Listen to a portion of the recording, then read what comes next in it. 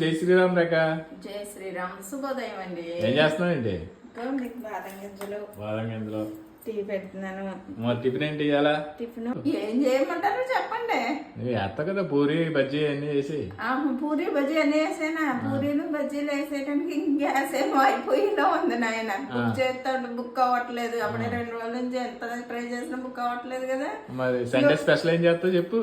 Sunday special Abhishek paneer curry biryani. మరి దానికి gas అవుతా?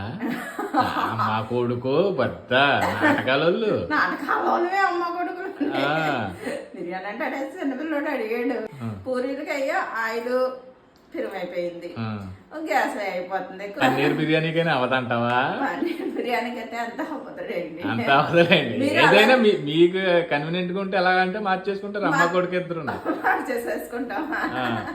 ఇంక మరి నాన్ వెజ్ తినకూడదు కదా మరి 12 రోజులు. దానికోసం ఇక పన్నీర్ బిర్యానీ వెజ్ లోనే కొంచెం పన్నీర్ స్పెషల్ గా చేద్దాం, పన్నీర్ బిర్యానీ చేద్దాం అనుకుంటున్నాను. అభిషేక్ చేస్తాడట ఈ రోజు. అంటే మేము తినొచ్చు అంటవా? దానికే సూపర్ గా చేస్తాడు. హాయ్ ఫ్రెండ్స్, అందరికి శుభోదయం. అందరూ ఎలా ఉన్నారు? బాగున్నారా? మేమైతే చాలా బాగున్నామండి. అండ్ కొందరు డౌట్ కూడా అడిగారు, అదేంటి అమ్మవారికి నైవేద్యంగా కోళ్ళు అవి కోసుకుంటారు కదా, ఎందుకు తినకూడదు ఈ 12 రోజులు అనేసి కొంచెం మంది అడిగారు. ఏంటంటే మరి ఇక్కడ నియమం బట్టే మేము కూడా ఇది అవ్వాలి కదా. ఈ 12 రోజులు అయితే నాన్ వెజ్ ఇంట్లో వండుకోకూడదు అన్నారండి. మహానైవేద్యం 22వ తారీఖున పెట్టాక ఆ రోజు నుంచి ఎవరిష్టం వాళ్ళది.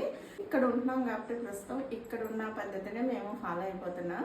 అందుకనే తినట్లేదు. తినకపోతే ఏమీ నష్టమేం లేదు కదండి. అంత బాగా చెప్తున్నప్పుడు అంటే అమ్మవారికి నిత్య పూజలు అన్నీ నిష్ఠగా చేస్తున్నారు, చండీ హోమం ఇవన్నీ చేస్తున్నారు కదా.